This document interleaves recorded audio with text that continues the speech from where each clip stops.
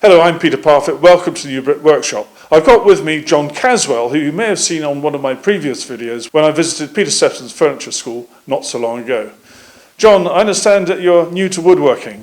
Yes, very new. It's a retirement hobby I'm hoping to take up. Started about 3 months ago. And John, we're really here because of the Parf Guide System. Now tell me what it is you want to create. So I've got a Festool TS55 and the various tracks that go with that. Yep. And I'd like to have a piece of wood that I can fit into my workbench that will allow me to use the combination of the track saw and the guide to cut accurate wood. And this is probably going to be one of the smallest uses of the UJK Parf Guide System that people can imagine. Rather than doing our normal 6, 8, 10, we're going to be forced down to 3, 4, 5. Well, Mr. Pythagoras would be delighted. Now, what I intend to do, if you don't mind, is to get you to do all the work. Yeah, I've been going flat out with this thing for the last few weeks, and I thought it's about time someone else did it. Now, what we've done is we've put a mark here, which gives us an idea of where we want that corner hole. And once we get that in place, the rest will work out rather nicely. Going by your instructions, what I need to do is start off with drilling a 3mm hole in the board at the start point. So I'm going to use this drill. And then I'm going to use the 3mm drill guide that comes with the kit to finish that hole, to help me make sure that the hole is upright, vertical. Now I think, Peter, you said that we use these pins to locate one end of the guide into that hole. It is quite stiff, but very, very positive. Yeah. So using this, I guess, is make sure that this is now running parallel to the top of the board. And then clamp it. Check again.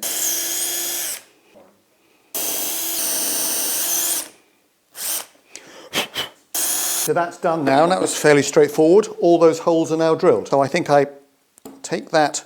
So what I've now got here is I've got 4, 3, and 5. Let's just check that. 1, 2, 3, 4, 5. Yes. So I've got 5. I've got my Pythagoras' 3, 4, 5 mechanism, which means that is guaranteed to be at right angles to that.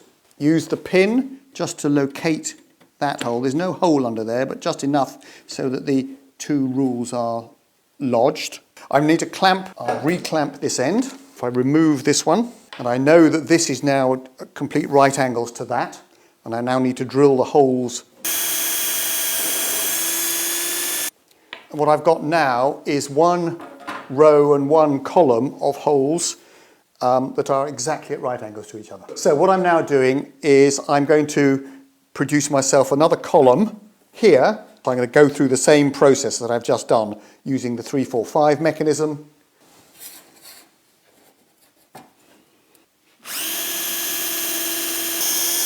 So I've now got one row of 3mm holes and two columns of 3mm holes, dead right angles. So I've got to do the row down here.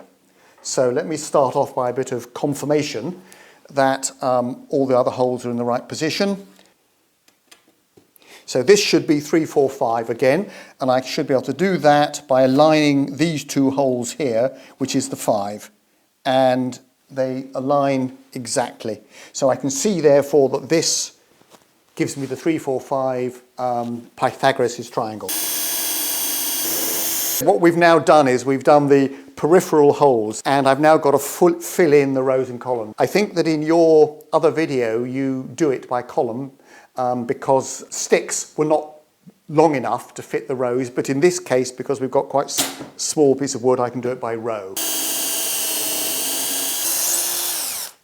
So I think that's all the 3mm holes drilled.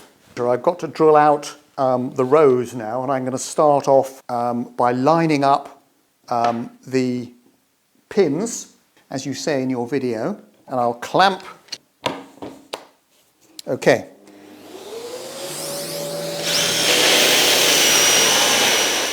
That was very easy, went in easily.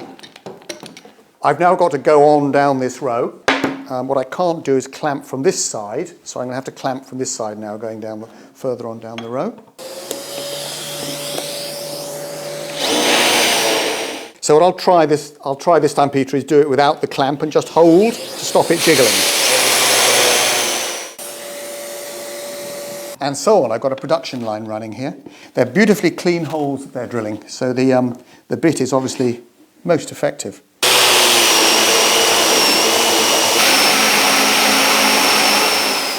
Right, that's done all of that I can using the pins. We've got a few that we haven't managed to drill. And I guess we're using these small Parf dogs to locate this using the holes, and we've also moved the drill bit from this shank into this one. I can get to this corner using these two.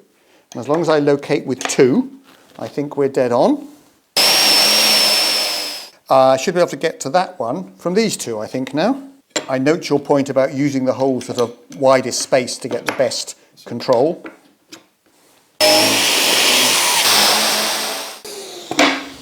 So I think I need some of those small Parf dogs, Peter, after this. And that's very nice. I need to make sure that those are at right angles to each other. Unfortunately, we can't use this because it's not big enough. So what we've got is some spacers here that will allow us to make reasonable use of that square. These are of uniform thickness. So if I place that to there and that to there, those are all butted up, and I can see that there's dead square. So I can confirm that these holes are at right angles to those holes. And the thing is absolutely as I want it to be. So what do you think then, John? Peter, I'm most impressed. It was a very straightforward thing to do. And from my perspective, what really makes it worthwhile is that I can use this setup and I can make my cuts over the board. And if I mess up the board, it means that I can produce another one within a couple of hours. So I don't have to do any compromises from about the cutting. I can just effectively use it as a waste piece of wood and a sacrificial piece of wood, and where necessary just cut another one in a couple of hours. Really great stuff. Super idea. Well done. Thanks, John. Now, there's one thing we really need to say, and you look at the camera as you say this. Have you been paid to come here today? No, I've not been paid to come here today. Have you got any interest in this, apart from the fact you've paid your petrol money to get here?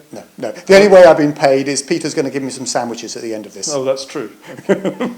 So I don't know whether you want me to say that. No, hold tight. But, John, I've got a surprise for you, because if you're going to use this properly, you've got to have Parf dogs. Oh, right. And so there we go. Thank a you. set of each of the Parf dogs. Peter, thank you. Just what I need. I was going to go and buy these anyway, but this is smashing. Thank you very much indeed for your time. Well, thank you, John, and thank you. Thanks very much for watching. Take care. Bye-bye.